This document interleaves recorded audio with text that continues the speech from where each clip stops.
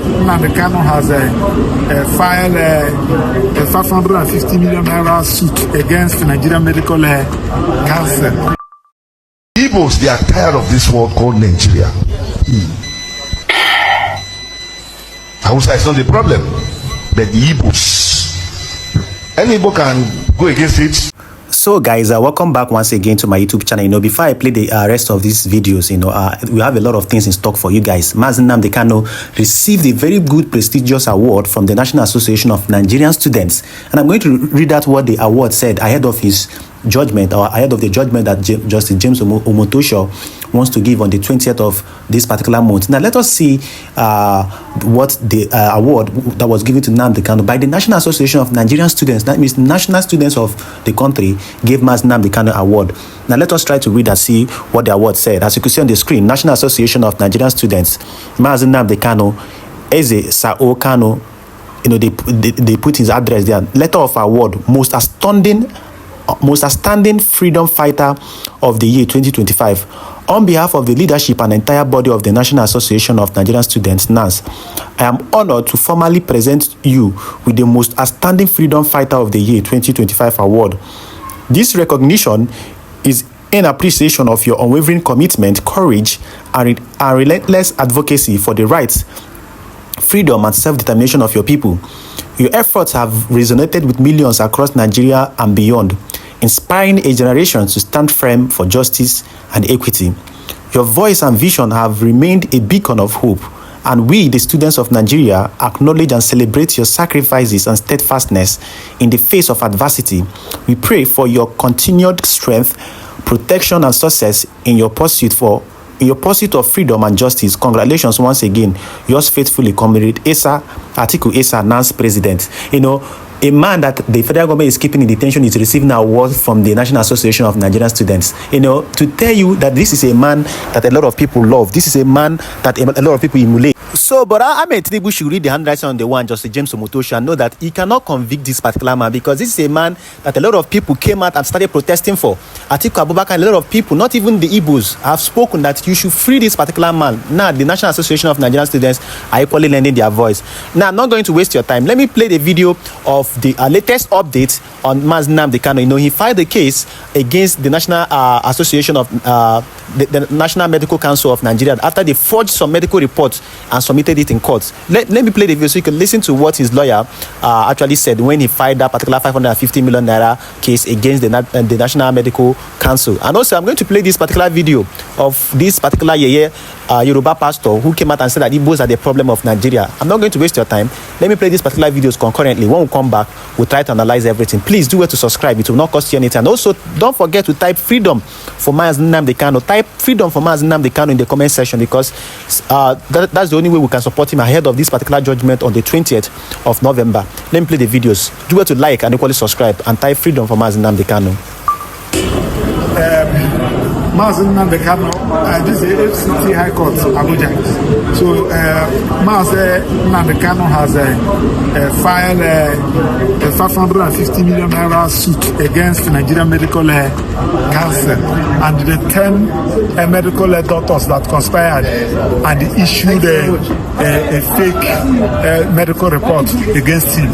And the court ordered that they should examine Nnamdi Kanu, but that they never did. So they went to wrote what they call medical report, and it was that medical report that made the court to refuse Nnamdi Kanu's bail. So based on that, we have written to them, and they did not show any remorse. So we have filed a suit against them. It's 550 million naira suit against the Nigerian Medical Council and other medical doctors. So that is the position. Thanks, and God bless you. Igbos, they are tired of this world called Nigeria. Hausa is not the problem, but the Igbos. Any Igbo can go against it. You can lambast me, you can insult me. It's not my business. It gives me courage. It gives me more glory and blessing. Your insult. Igbo, they are the problems of this country. They are desperate of power. They want to rule Nigeria at all cost. And I've not seen them ruling Nigeria, even in coming dispensation.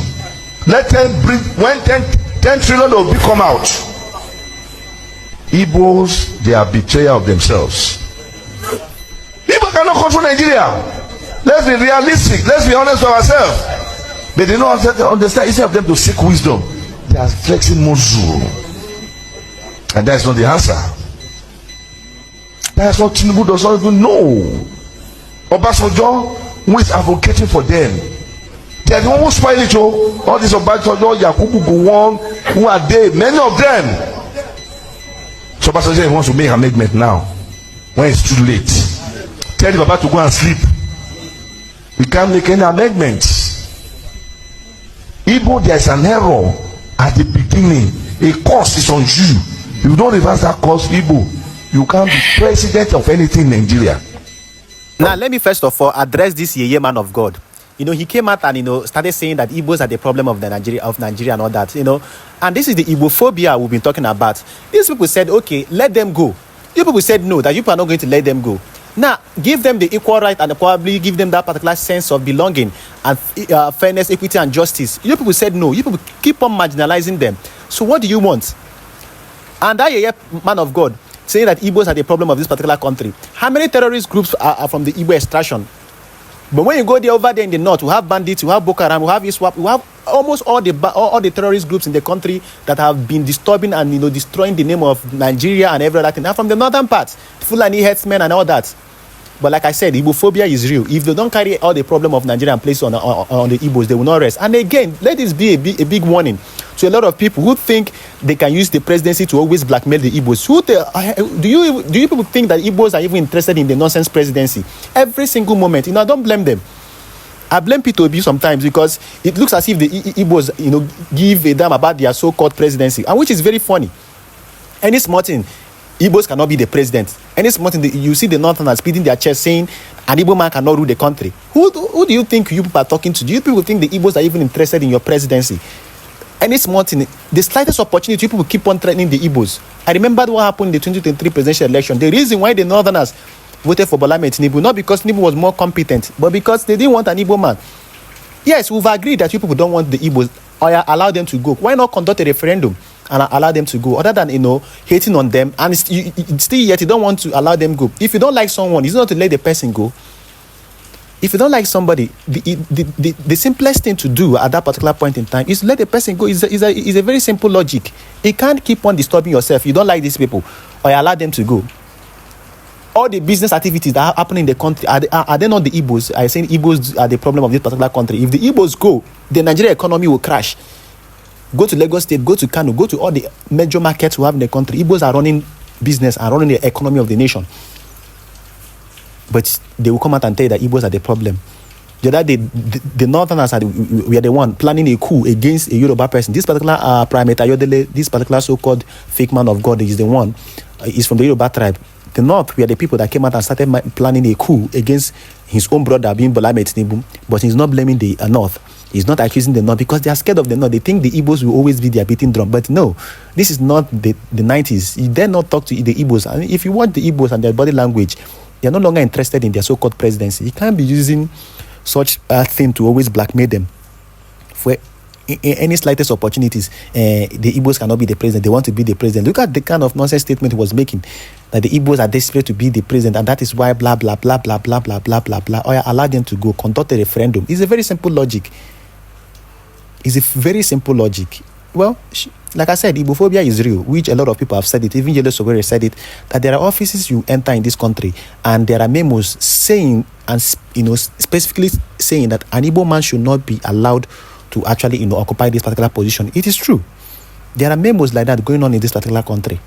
Well, let's briefly talk about the National Medical Council that submitted a fake medical report, which is what Nnamdi Kanu's lawyer is saying, and that is why he went and filed a lawsuit against them for damages of about 550 million naira. And this is Nigeria. I remember when the court ordered that Nigeria Medical Council should come and take Nnamdi Kanu's sample and conduct a thorough test on him to ascertain the state of his health.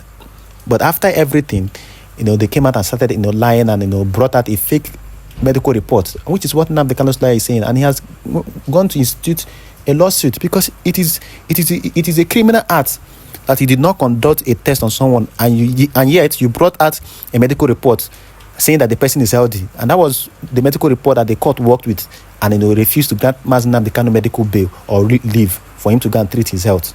It's in fact, it's a terrorist act, because when you lie that somebody's health is okay when the person's health is failing, that means you want the person to die. That means you are invariably trying to murder the person, which is not right. Which is not right in any way.